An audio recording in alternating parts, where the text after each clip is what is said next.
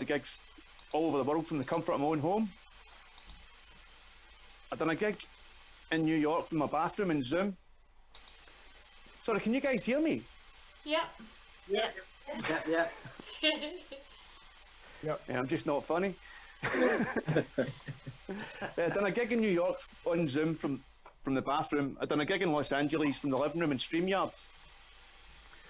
And I done a gig in Paris on Be Live in my kitchen when I was sitting on a plate, and I totally fucking smashed it. Well, one thing they tell you when you're doing comedy is be yourself. Well, here I am completely myself in my house doing comedy at my phone because I'm desperate for validation. But I don't think be yourself is always the best advice anyway. I mean, I'm a paranoid, anxious and depressed, recently bereaved, unemployed, recovering addict suffering from symptoms of complex PTSD. Yeah. And I've spent most of the year under lockdown. I don't think you're ready for me to be myself. Right, what the fuck was that?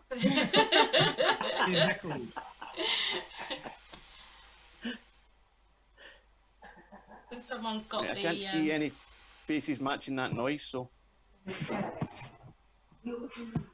It seems like an extremely left field fucking heckle. But, be yourself isn't always the best advice anyway. I mean, would you say that to somebody like Jeffrey Dahmer? Be yourself. I can imagine Jeffrey Dahmer going into his work one day ready to confess everything. They go up to a co-worker like, oh man, I have to tell you something. I keep getting drunk and going to bars and hitting younger guys. Then I bring out my sleeping tablets. Some fucking idiot in the chocolate factory is like, Jeff, it's all good. Just be yourself. Jeffrey Dahmer's walked away thinking it's okay to keep heads in the fridge and try and turn people into sex zombies. And there's probably some aide that tells Boris Johnson and Donald Trump to be themselves every morning. Look how that's turning out. But it's probably just this lockdown fucking with my head. I mean, lockdown was okay at first. I actually managed to keep myself pretty active in the first lockdown. Going about my neighbourhood and walks and things. Actually, one day I went pretty far and found myself somewhere that was technically very crowded, but everyone stayed at least 6 feet away, so that was good. But all the same, I never went back to that graveyard. And I kept myself safe, well and busy at the start of lockdown as well.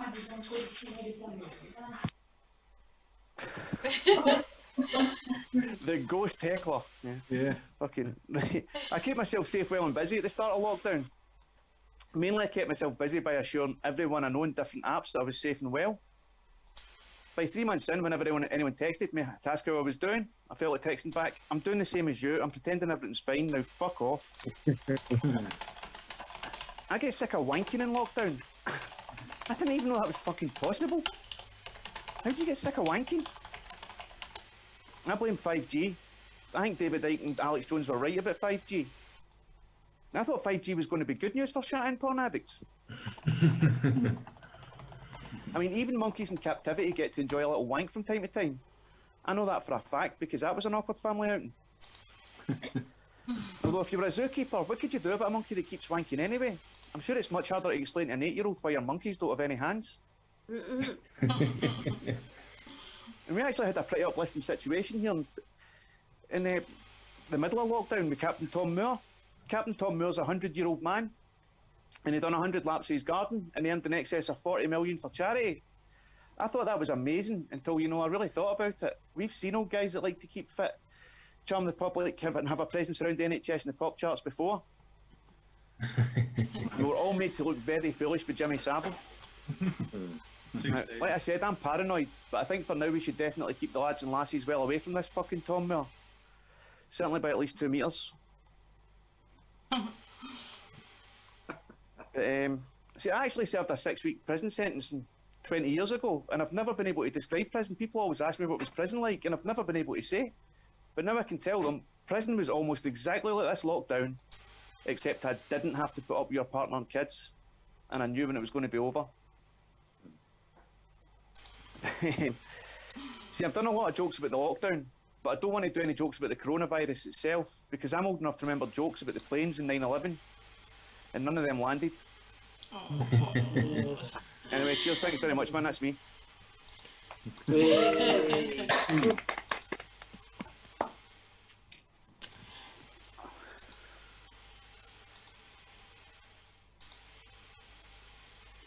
Congratulations to our first comedian who inserted a Jimmy Savile reference in there. Round of applause, Jimmy Longmuir. So, have you ever wondered what it's like to be a man? No. Wonder? No, you haven't. Well, wonder no more. Every mystery is now revealed in this video about masculinity, presented by a man known as Nathan Eagle. Run VT. Are you a man with emotions and thoughts and feelings like this? I'm sad. And this. I'm angry. And even this. I'm lonely and I just want somebody to hold me. Sometimes these emotions can be a little bit too much for the average man. As they get louder and louder, more and more, emotions you didn't even know existed, coming at you from the deepest, darkest depths of your childhood. And they just keep coming at you like a machine gun of trauma. There's an emotion, there's an emotion, there's an emotion, there's an emotion, there's an emotion, and before you know it, you can barely hear yourself. I'm horny. Fuck off! Should we, as men, start expressing our emotions a little bit more? Emotions are for wimps! We here at the Be A Man Foundation believe that you should be a man. So why not start suppressing those emotions and be a bit more like this guy? Hi, my name's Dave. I like drilling and eating meat. Sometimes I combine the two. That's multitasking, which isn't a feminine quality. That there is a real man, unlike this total pussy. Hey honey, yeah, I was wondering, should we have a quiet one tonight, get a couple of hot chocolates, maybe watch the Titanic? Oi, you, man imposter! Real men don't watch films like the Titanic, we watch action movies with big muscly men with oiled up bodies, do you understand? What about P.S. I Love You? For fuck's sake! So if you're struggling with your emotions, do what I do. Grab yourself a box, store all your emotions inside this box like a metaphor, then grab your favourite hammer and then smash the shit out of that box. Smash the shit out of those emotions and keep on smashing until you can no longer feel the emotions anymore, until the pain goes away and you can't feel a thing and you're completely and utterly numb. The Man Foundation is brought to you by Misogyny, the perfume for men. And smashing.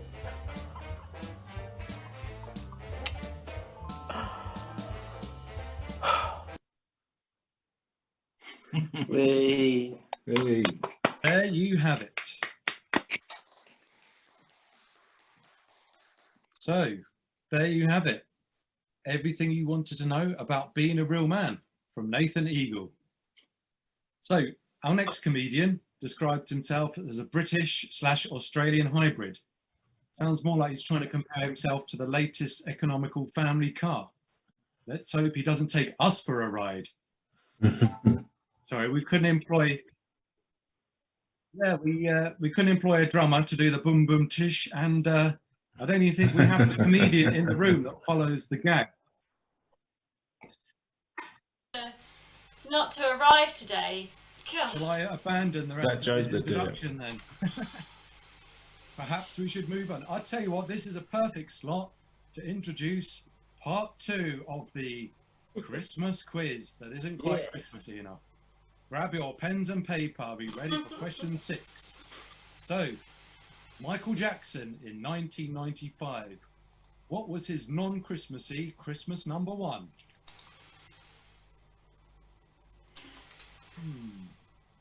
Yeah, some of you put in pen to paper there. Some of you remember far back to the mid-90s heyday. Number 7, Tom Jones in 1966. What was his UK Christmas number 1? I'll give you a clue. It wasn't very Christmassy. Exactly. Question number 8, the Pet Shop Boys in 1987. What was their Christmas number 1? Oh my god, the Pet Shop Boys. Going back a bit, eh? Who remembers Yeah. that? Anyone This is absolutely rock hard. I Oh, thought yeah. I didn't think it was going to be this hard. Well, Hard, because the yours one I was knew, really Pet Shop Boys. easy last time. hard but fun, and still Christmassy, but not Christmassy enough. 9. Everyone's favourite, Rolf Harris in 1968. Oh my. Believe it or not, he had a UK Christmas #1 over 50 years ago. What was it?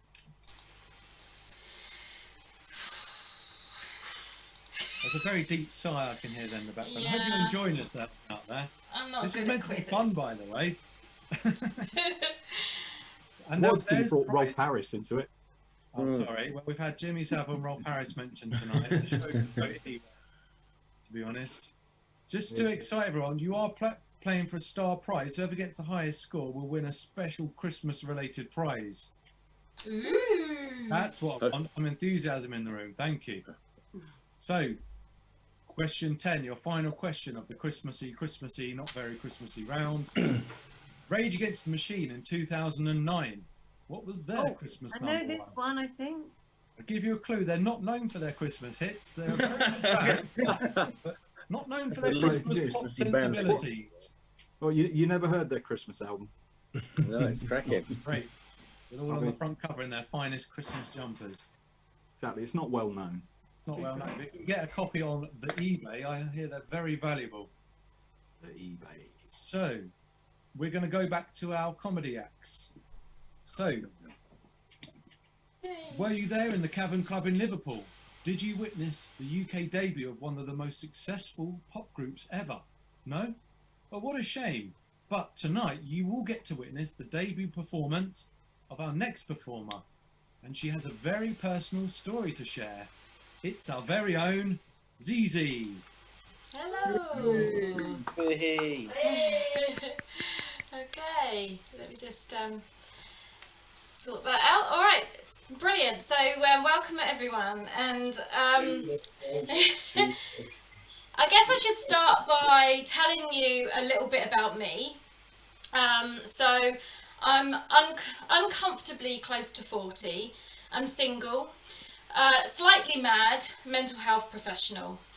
But it's not all bad news though. I still have most of my teeth and I'm hardly ever incontinent unless I eat dairy, and in which case, look out. But I'm joking, I'm not really lactose intolerant. Sadly, the cause of my sporadic incontinence remains a mystery to medical science. But anyway, most people at this point would stop talking about their most intimate secrets with strangers, but I've got 5 minutes to kill, so buckle up. But other than the fantastic qualities that I've already mentioned, I'm also incredibly nosy. So, you know, I like to stick my nose into other people's business, like my cousin Steve sticks his dick into Lonely Housewives. A lot, and with no regard to the consequence. I've always been incredibly nosy, so being a psychotherapist was probably a natural position to take. But as a child, this trait was not so endearing, and it would get me into trouble. So I remember, as a kid, every Saturday morning my brother would go off to his karate practice, and it would give me the ideal opportunity to go and snoop around his room and look through all his things. I like to learn what people did behind closed doors. I wanted to know their secrets, and I wanted to know them by being sneaky, because that really was the best way. So he had one of those high beds with the drawers underneath that he kept all his books and toys. And I say toys, he was 5 years older than me, a teenager.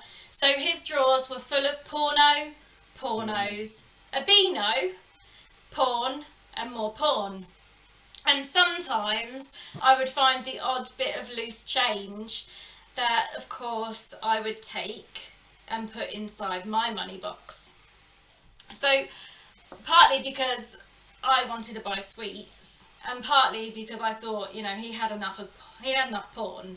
3 cubic meters of porn is enough, right? So now, of course, these days, as a mental health professional, I can ask people outright their most deepest, darkest secrets, and I get my money up front. But when I was a kid, asking why, it was my best part-time, you know, why? You know, I was one of those really annoying brats that just asked why all the time. But now, of course, I'm professionally trained to ask why. And I could ask why in a number of different ways for a whole hour session. Just ask why. But these days, I can analyse and assess people's replies with an eye that notices subtle shifts, suggesting one's not being candid. But this was a developed skill and not one that I had as a child. So one particular day I was looking through my brother's possessions and I heard a little voice. And at first I ignored it, I dismissed it for the sounds of downstairs or outside. And then I heard it again, a high-pitched voice, kind of mousy-like, coming from inside his bed. So this made me really inquisitive, and my natural position of asking why got me to speak back to the voice. And I found out that this voice was the voice of a little person that lived inside his bed. Can you believe that? A little person living inside his bed. And sometimes, so from then on, I would always ask ask out to this little person and speak to it whenever I was in his room. And this went on for some time, until I began to get really jealous of my brother and this little person that lived with him. So, you know, why didn't this little person ever visit me in my room? I thought, my room's much better than my brother's, you know, it's got lots of teddies, it's got a lava lamp, it's not covered in porn and dirty tissues. So I plucked up the courage to ask him, and he said, you know, of course he knew, and he knew I was going into his room, and he wasn't happy about that. And it wasn't just one little person, it was a whole nation of little people that he was having parties with. But, you know, I've always felt like an outsider. I've always been the one to tag along, with no one to ever really call my own. And at school I was the naughty girl. I played jokes on my teachers, I flashed my boobs at the boys, I was promiscuous. I developed well, early, and it was like a superpower. I woke up one morning with these puppies and I could suddenly get my own way with the boys in the class. And sometimes I'd let them get their own way with me. But then I had a problem. I became blind, couldn't see a fucking thing. The teachers all thought it would be my brother that would go blind, what with all the wanking and porn. But then, you know, when I told them I couldn't see, they just thought I was trying to get out of class. So then the doctor told me what was wrong. And I had, you know, it was the STI that nobody ever speaks about, congenital cataracts. So I had my operations and they told me, you know, now you've got the eyes of an 80-year-old. So when does, like it should have been something good, when does that ever convey good news? You know, congratulations, you've got the face of an 80-year-old. Congratulations, you've got the fanny exactly like an 80-year-old's.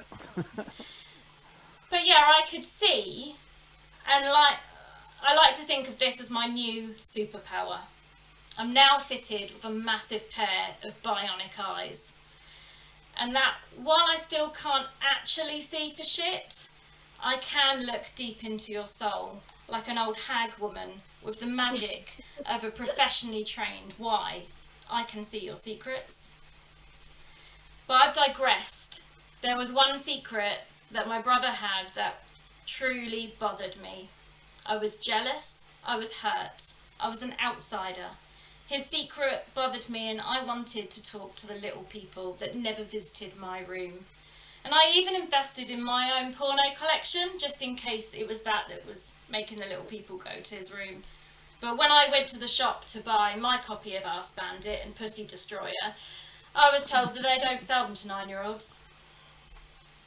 So one day I broke down into tears. I pleaded, "Can I join your party? Please let me see the little people." Tears streaming down my face, my voice trembling. please let me join them, I said. But at this point, he must have felt guilty because he suddenly says, you know, sorry, I made it up. And he lifts his mattress and he shows me how he dislodged one of the wooden slats in his bed, and he was getting in the gap between the drawers, and he was the voice, hiding amongst his copies of Hot Tub Vagina Party and Undercover Anal Investigators. He was impersonating a little person. I said, you know, but what about the one I saw? The one that was under your pillowcase? Because he'd shown me this bump in his pillowcase one day, and he says he picks up a ruler from his desk and he places it under his pillowcases and he pushes it down on one edge and it pops up on the other, and you know, he shrugs and looks at me, and then his face drops and his voice becomes stern. Don't come into my room again.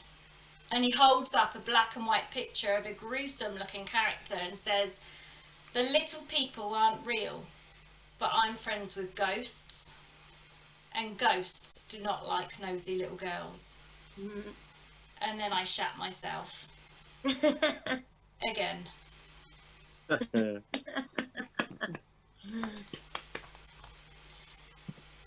you. Oh, I pinned the wrong person. Sorry, Brian. That's okay. I'm trying to find Oh, you're Paul. on. Paul, where are you? I'm here. I'm still here. I'm in the room. I think I've accidentally got your camera switched off. You're I'm right. just pinging you now. I'll bring you There he in. is. Here he is. There we go. Thank you. I ain't afraid of no ghost. That was a debut performance for ZZ. Let's give it up. Hey. So, moving on, you're in for a real treat now, because the creator of our next video is building on his success of previous comedy online videos. A previous one featured an extensive amount of innuendos with respect to a female farmer who has constant sex with a variety of her own farmyard animals. As you can tell, he's really set the bar high with that one. God only knows what's in store for us now. Run VT. It's coming. Hello, are you interested in becoming part of the glorious British film industry? Would you like to be in a film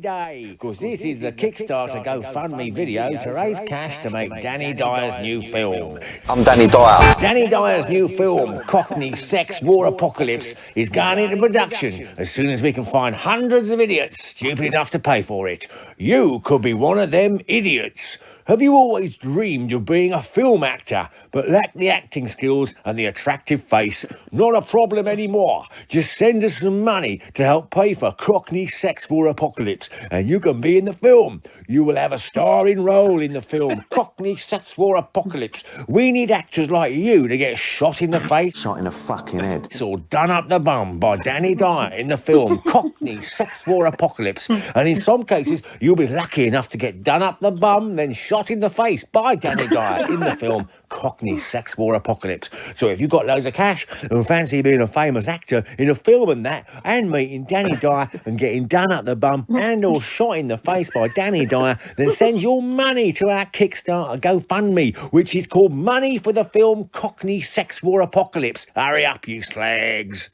Shit. Oh, fuck, mate. Get me arsehole out. Why should I fucking take my club off, mate? Fucking hell.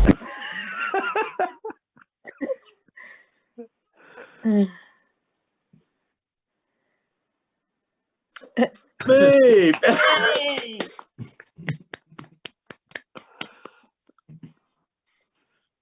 Like I said, he really likes to set the bar high, that one. From anonymous member from our comedy group. Let's give him a round of applause. Hey. So, yeah, talking of the British film industry then. Oh, we've been hacked. Let's do my anecdote. Let's do my anecdote about... Oh, what's happened?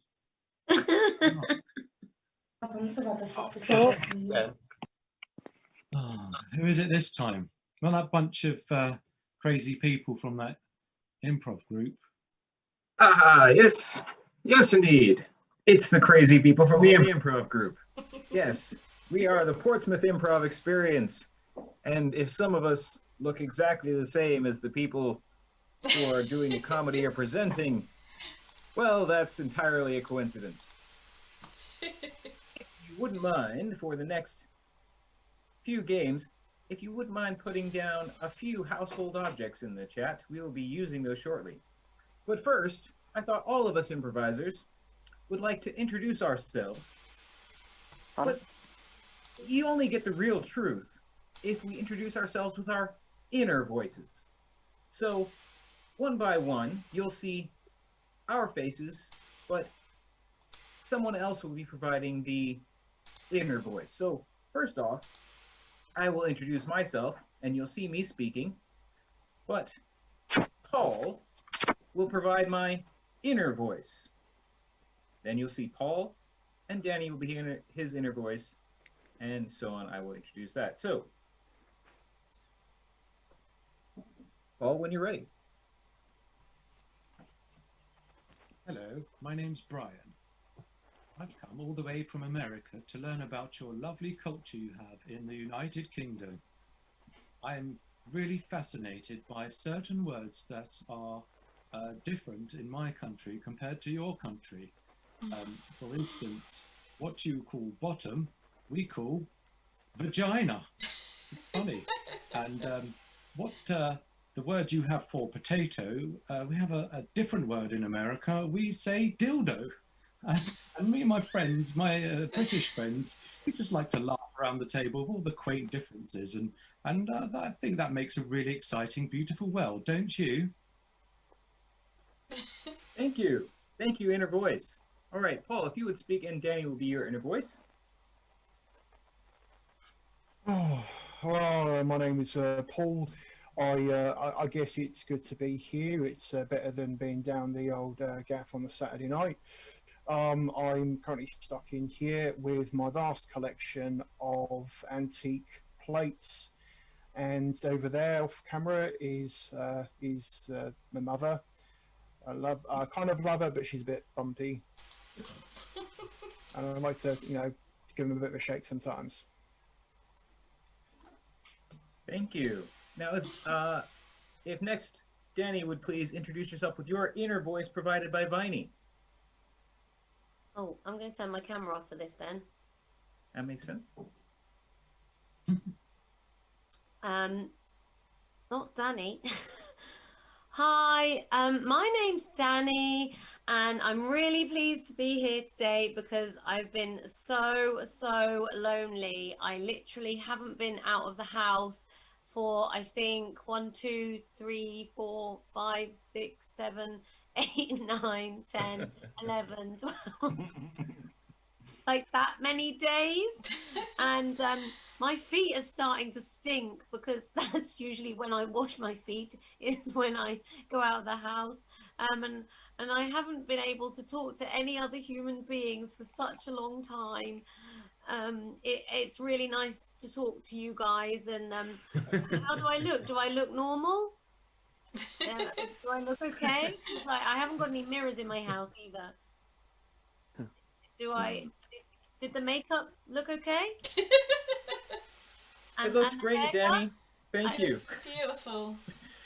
All right, now Viney will introduce herself, and Z, you can have her camera off for a moment and provide the voice. Okay. I can't put my camera off, but... Okay, that's fine. We'll just ignore you. Hi, I'm Viney. It's really great to be here today. I'm so thrilled. And I was just down at the shops earlier, and I found this beautiful little bag. And yeah, do you like it? It's really nice. And in this bag, right, well, it was a really funny story when I was in there. I was actually thinking about yesterday morning when I was having a shit on the toilet. And as I was there on the loo that day, oh my God, it really smelled. And do you know what? This bag, it just reminded me of the shape of that poo. because it's just got that kind of shape. Yeah. So really, yeah, really long and quite girthy. Yeah, really girthy and just kind of, yeah, like the kind, you know, you could just fit in your mouth. No, we don't do that. We don't do that with poo. That would be wrong. No, I don't do that. Anyway, welcome. Hello. All right, thank you. And finally, Z, she'll introduce herself with her amazing inner voice that I will do. Hi there. I'm Z. Because Z is the appropriate way to spell it. It's not Z, like you silly British people. No, it's Z. That's me. That rhymes. Because I'm clever like that.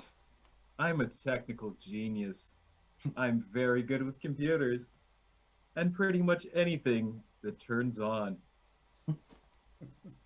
I'm smart. And I'm always happy. Happy to see you on the show. Thanks for tuning in. Thank you. Wow, you have such a wonderful voice, Z. I love it. Cracking, isn't it? All right, with this, we now have several objects that we're going to do a couple of things with. So first of all, we're going to make some comparisons between these objects and kind of people that we like to date, partners, men, women, etc. So what I'll do is I'll call out one of the objects that people have listed here, and we have so many excellent ones, and I'm going to call them out, and we're going to say, I like my whatever, I like my object. So for example, the first one I have, some people said Hoover, some people said vacuum cleaner, so whichever word you'd like to call that. So I like my partners like I like my Hoover. I like him turned on and sucking hard, for example. Say it that way. So any of our improvisers can go, ooh, and step forward a comparison with Hoover or vacuum cleaner. Hoover, okay. I like my Hoovers like I like my women, made by Vax.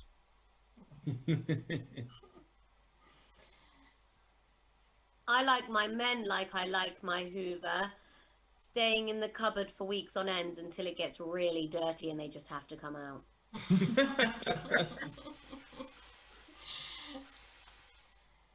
Bear I like- trap. I like, oh, Oh, bear, you've had one for Hoover. Go ahead. no, it's fine. Bear We'll move trap. on. Bear trap. Is that the Bear pig? trap, you know, that common household. I like my women. It's got lots of I bears like out. my women like I like my bear trap. Wound up tight and a little bit rusty.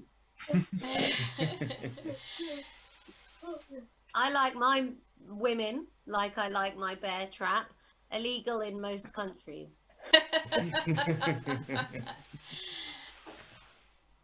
I like sex Cheese like I grater. like my bear trap. A little bit painful and nice and tight.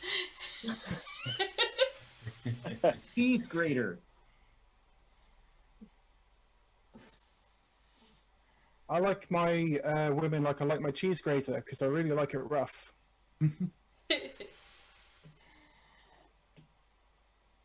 I don't like my legs like a cheese grater, all bristly and unshaven like they are at the moment in lockdown.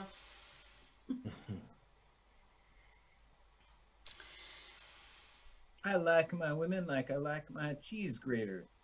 Full of holes. I like my men like I like my cheese grater. Quite difficult to clean. Depressed corkscrew. A depressed corkscrew. Depressed? Yes. Well, what's wrong with it? What, you know, go to counselling. I like my men like I like a depressed corkscrew. depressed and able to open a bottle of wine. Oh, that's a nice one to end. Let's go there. All right, thank you. So now that we've got those objects introduced, I'm going to be using a few other objects that people have mentioned as well, and I'm just going to cross off one of these because we've got so many. I don't want to double use one, so we'll go with.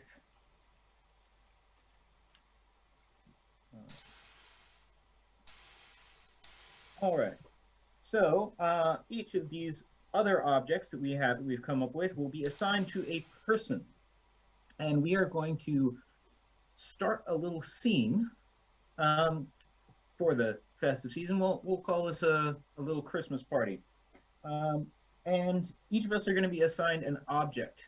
So I'm just going to go in order of the ones that I've seen here. So my word will be iron. So anytime someone says the word iron, I have to exit the scene if I'm in it, enter the scene if I'm not, and come up with a reason for that. Paul, your word will be sofa. Danny, your word will be oven. Viney, your word will be brush. Z, your word will be tin. Got him? Mm-hmm. So, iron, sofa, oven, brush, and tin. So we will start the scene with myself and Paul on, and if the others would be unpinned momentarily.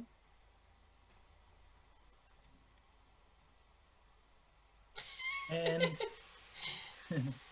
that's all right. And when we say your word, you'll need to start. Sam, I'm really grateful you could organize this Christmas party for me. It's fine. It's kind of a big deal. There's a lot that's building up to this, and a lot of pressure, I understand. It's just a shame the bar's not serving alcohol tonight and just water all round. It's not going to be the most exciting party, is it? I know. It's just the budget only went so far, and when there's no buffet, just you've been really tight on the buffet as well. I can organise a Christmas do, but you've got to give me a bit more of a budget. You know what I mean? I know, but you insisted that all the food had to be cooked in that really fancy special oven. Well, and now the caterers got to get here. Oh, hello. Sorry, I'm running a bit late. Sorry, there was traffic is a nightmare. Finally, Dave. I mean, you're supposed to be catering this party. Yeah, I know. I mean, I did the best I could on short notice. All right. It's not like you've given me much selection here. My expertise can only go so far. So far, so good. Yeah. It can only go so far. Yeah, I understand. That's true. Yeah, I just went so far away. I had to come back again, but I missed you. I'm disappointed with the budget for this buffet and everything. Basically I just had to make everything out of cardboard so it looks like there's more food than there actually is. I mean, it's still probably just as nutritious. Would you guys, like, when the other people turn up, pretend to eat it so people don't know it's a fake buffet? You don't have to swallow it, just put it to your mouth, use sleight of hand, hide it up your sleeve so people aren't disappointed with the party experience, because I've arranged this and it'll come back on me. Speaking of disappointed, Sam, you're not very presentable for a party. Your shirt is wrinkled, and you need to do something about that. We can't afford electricity in this company. All these cutbacks you're making. I'll get one. Okay, I'll get you one. I mean, we've been working in the dark for the last 10 years. Oh, really? That sounds pretty bad. You not considered getting like a flashlight or a lantern at least? Well, maybe. We were just looking at... I mean, you want to be careful. You don't want to get tinnitus. Say what? You don't want to get tinnitus. Who's this? Hey, I'm at the party. Hi guys. You're right. Oh, sandwiches! Sandwiches! They look Yeah, tuck in great! there. They were made today. Hide them from the sandwiches. Don't let her actually eat one. They're not real. Look. There's something a bit wrong with these. Yeah, listen. You know that new boss, he's a bit tight. Got my eye on him, I have. Keeps cutting corners. Oh God. All right. I'm back. I couldn't find what you were looking for, but I got a really good brush that I thought maybe you could just kind of run it over your shirt and it would kind of get some of the wrinkles Oh, out. hello! I've come here to do your hair and makeup. How you Somebody doing? booked me for your hair and makeup. Yes, that will be me. Can you do something with this, please? Oh yes, sure. I'll get right on it. Cool, thank You you. could just sit down here on this sofa. Cool. How much do you charge? It's a tenner, isn't it? See if they do any other drinks at the bar, all right? Give me a second. Yes, it's. I'm actually from New Zealand, and it's a tenner. Do you know what? I'm suddenly feeling really ill. Oh, those sandwiches did not. Oh, they did not agree with me. Oh no, the sandwiches are bad. Oh, gotta go. maybe there's something Dave, wrong with the would oven. you turn on the oven and get the I'll best go food check out? on that. What? Give me a second. So, would you like me Sorry. to do your hair and makeup? You booked me. Oh didn't yes, please. Yes, please. I like to look a little bit better. I don't know my my. Can you touch up my beard a little bit? It's going a bit gray. you? Yeah. I've got this nice beard brush. Oh, wait a minute. I just need to get the lipstick from my car. Bye.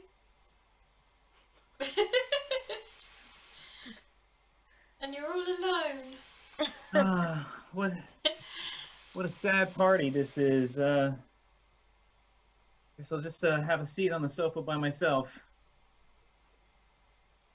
Yeah, so I've just gone to the bar, but unfortunately all they can afford under the budget is water.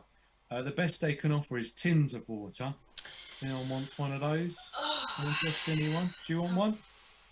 A water. Yeah, have a can. Yeah. Look, Water? That's all you brought? Water Well- would be good. You've been so tight, mate. Look, listen, boss, you give me no budget. You've got no sense of irony, have you? Look, you are sofa king stupid. He is a bit of a twat, He isn't is. he? I mean, He is. fancy Okay. fucking serving these disgusting sandwiches. I've just been sick in the loo, and Yeah, I mean, we could have just like opened up a tin of beans or something. That would have been fine. shit, it's coming again. It's coming again. I've got to go. Oh.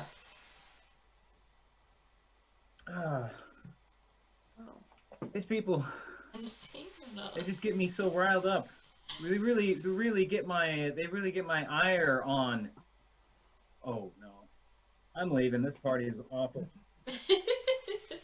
Scene. Everybody, come back, please. All right, next, what we need is a few relationships, ways that someone can know each other. So could be couples, or could be boss and employee.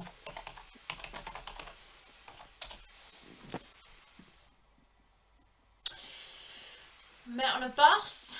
We've got.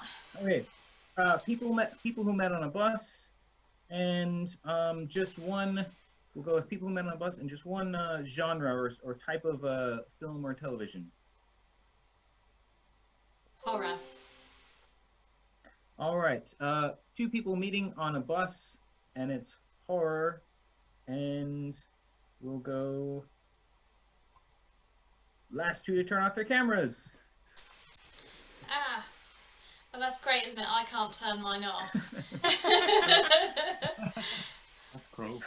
Well, Me yeah. and who was I think it was Paul. Oh no, Don't pick Danny's on come me. back. Danny's Danny, got it. Okay. Danny wants to do it. Let him do it. That's throw him in Eating on a bus, it's a horror. Go. under the bus. So, you know, where do you know what stop we need to get off at?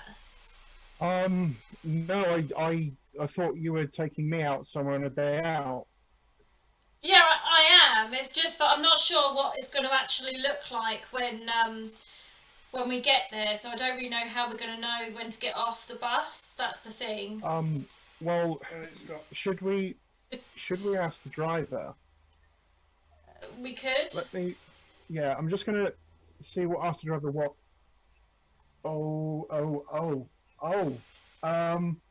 We might have a problem here. Oh. There is no driver on the bus. Oh shit! Shit! It's a ghost! It's a ghost bus! We're on a fucking ghost bus! Oh, no. Oh, Oh my god! Where are you taking us? You're already there. Where's there? And scene.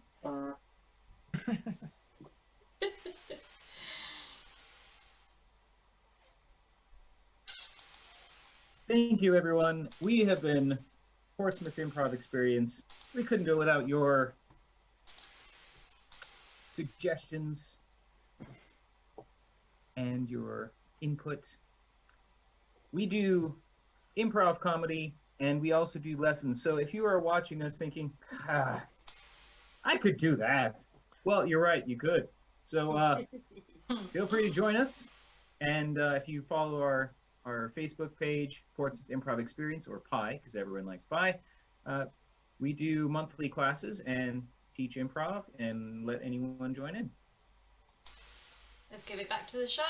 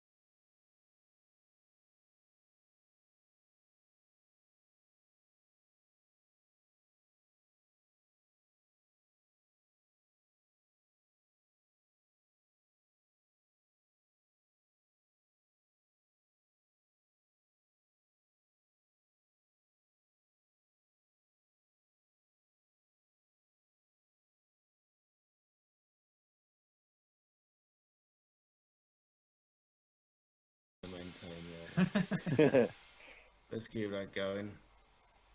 Well, I've been doing this for years now and I'm still shit, so let's just get it out of the way as quickly and painlessly as possible so I can go to the pub and get pissed instead. I've been asked to take all the swearing out of my act.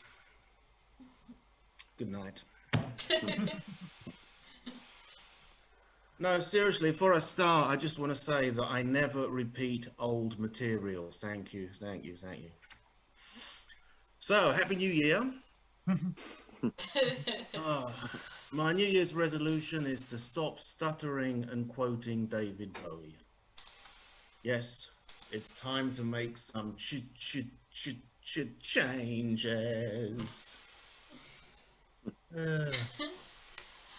I have to do a whole routine without making any childish sexual innuendos. It's long and hard, but I'll pull it off. I have to do a whole routine without mentioning any of the Spice Girls. Scary, baby. Did you know that if you put all the Spice Girls CDs in a long line on the ground, starting at John O'Groats, you get really bored? I learnt that out the hard way. Mel B says, every time I listen to the song Mama, I burst into tears. Come on, it's not that bad. My best friend said that Melanie B is a girl next door, so I moved in with him. Interesting fact about the Spice Girls. Emma Bunton was actually the last person to join the Spice Girls. This is true. She was a last-minute replacement for a girl called Michelle. Michelle just wasn't fitting in with the Spice Girls. I mean, sure, she was a great singer, a great songwriter, a great dancer, which is probably why she wasn't fitting in with the fucking Spice Girls. Anyway, seriously, I understand that I do talk about the Spice Girls too much, and too much of one thing is bad enough. So if that's what you want, what you really, really want, to stop right now, thank you very much. Then goodbye, my friend. I'm going to do one Spice Girls joke. Is that okay? Yep. One. Yeah. I'm going to do it anyway. I'm just pretending to give a fuck, don't worry. Audience participation. You all right? All right at the back? No, here we go. You'll like this. I told Jerry Halliwell from the Spice Girls. She had a clandestine relationship with my pet kangaroo. She wasn't convinced. She said, "Is your wallaby my lover?" Oh, God. I know. I'm really sorry. Yeah, let you off. Even I can't believe I do that one sometimes, you know. Anyway, weren't you sad when Maradona died? Oh, wasn't that tragic? Yeah. Yeah. That's the level of energy I'd expect from The tumbleweed there. It was very, very sad. Now, the death of Maradona, it was a tragic day for basketball, wasn't it? 25 years and the English still haven't gotten over that, have they, really? Well done, pissing off all the English people for 25 years. I respect him for that. I'm not really into football, you know. I like footballers' wives, that's about it. You know, the BBC has accused David Beckham of overexposure. Yeah.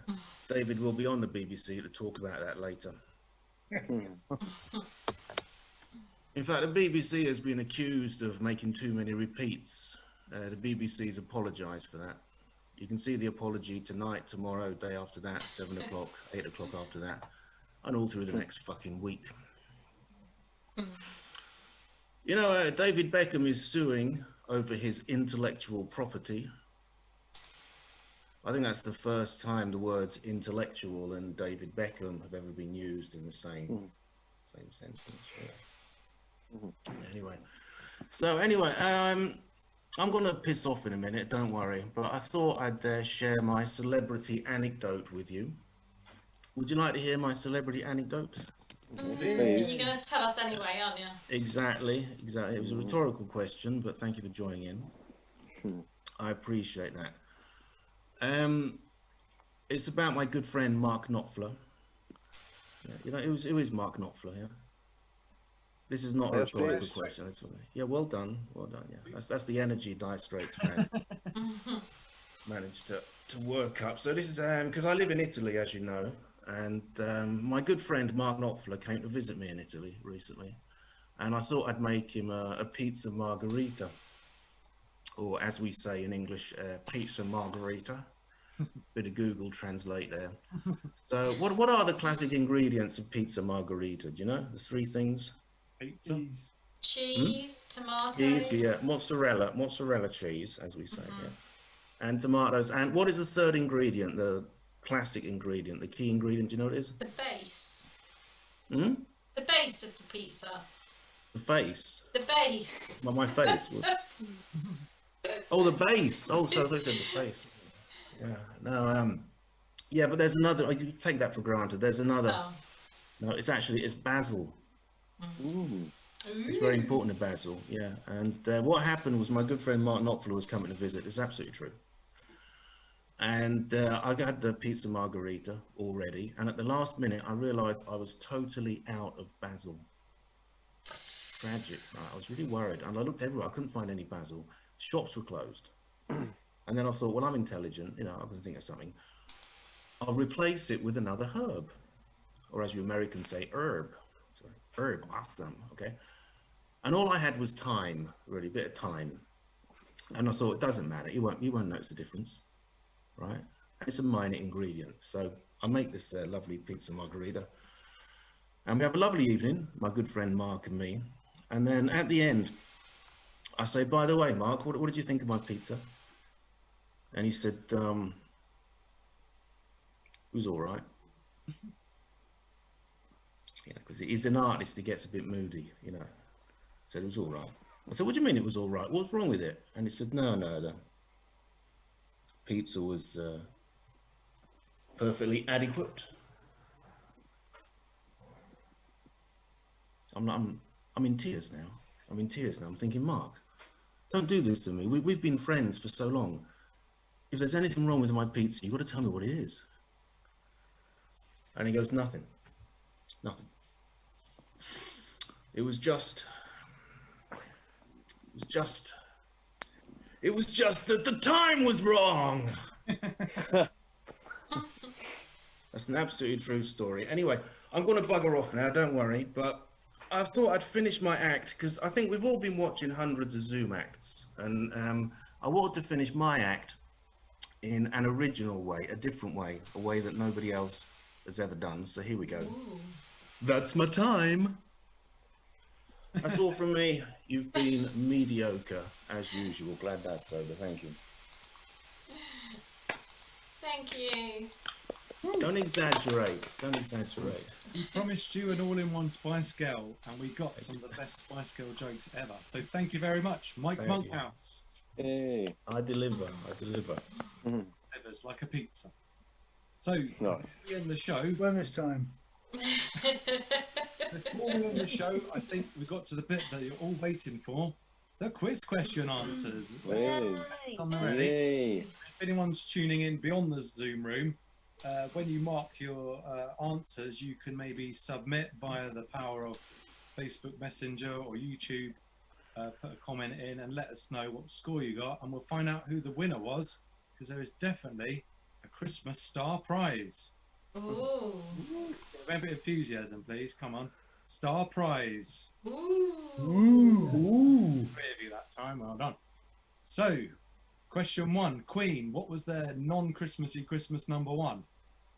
It was, of Bohemian course, Rhapsody. call out if you know it. Bohemian Rhapsody. Bohemian Rhapsody, correct. 1 point. Oh, very good. Yes. Question 2. Pink Floyd in 1979.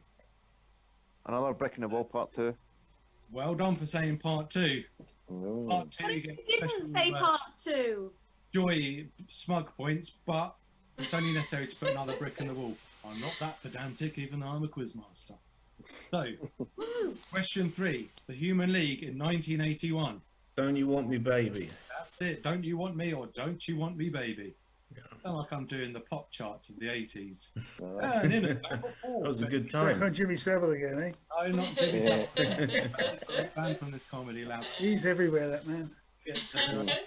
Literally. 1971. Yeah. That was what I meant.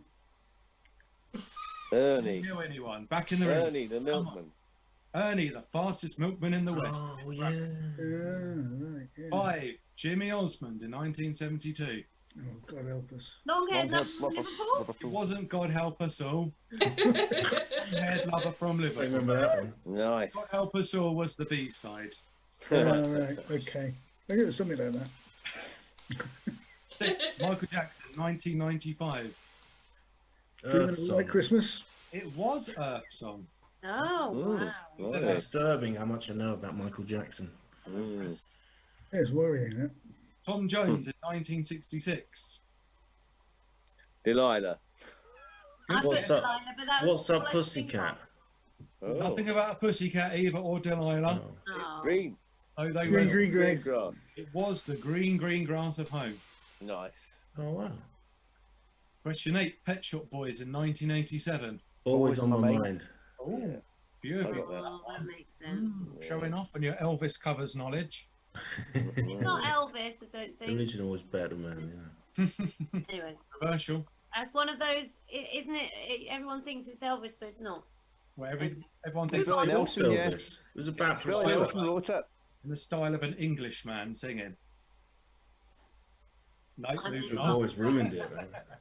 Right. Rolf Harris in 1968.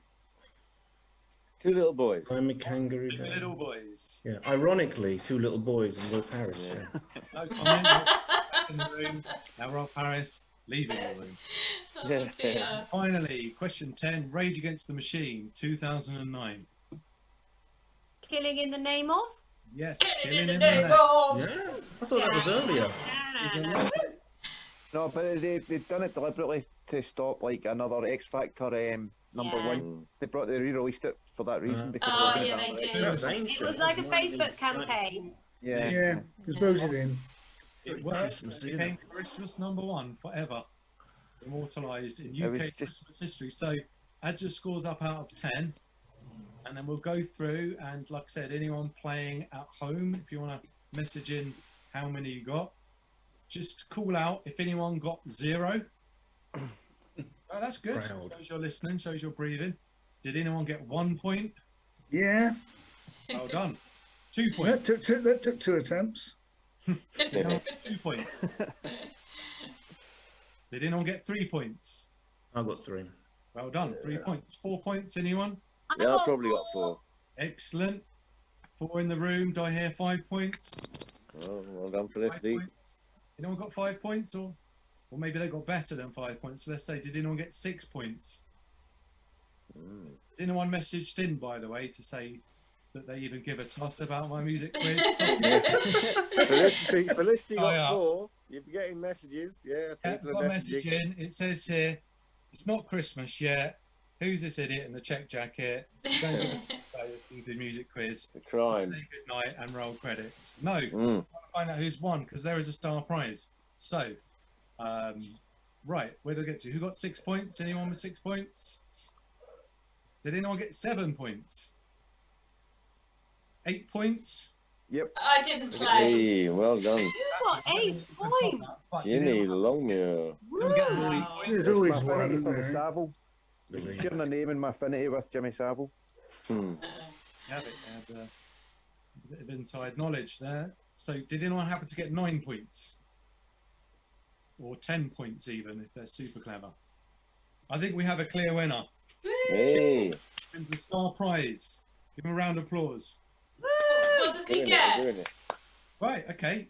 You've been waiting all day to find out what the star prize is. Basically, you're going to win an instant snowman kit. So all you have to do, come Christmas morning, is just look outside your window, pray for snow, but we're also going to send you something in the post. Oh. Here it is. Is that shit that I had earlier? that looked like Barney's new bag. It might be, but it's not just any carrot because I wouldn't want to waste good food that could be eaten. Oh, This it's a one is carrot, not shit. for a bit too long, and it kind of just does that. Kind Oh, of. that does look like my shit from earlier.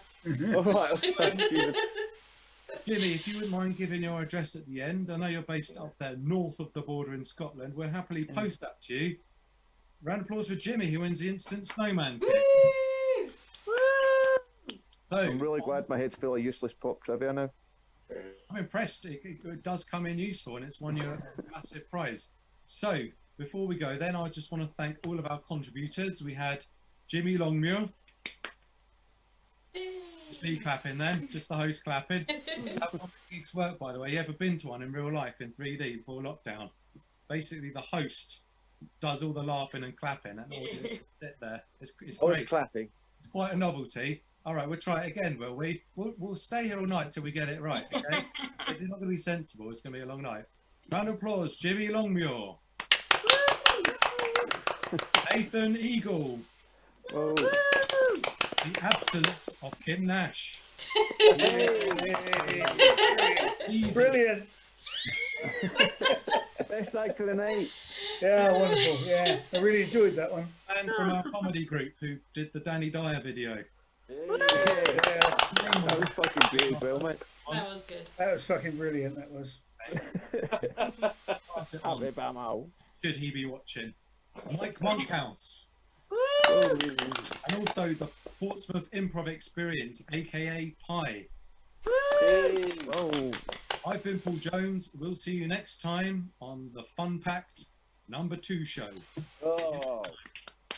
Music. It's time for #2. It's awesome and fun packed. Let's release the #2 show.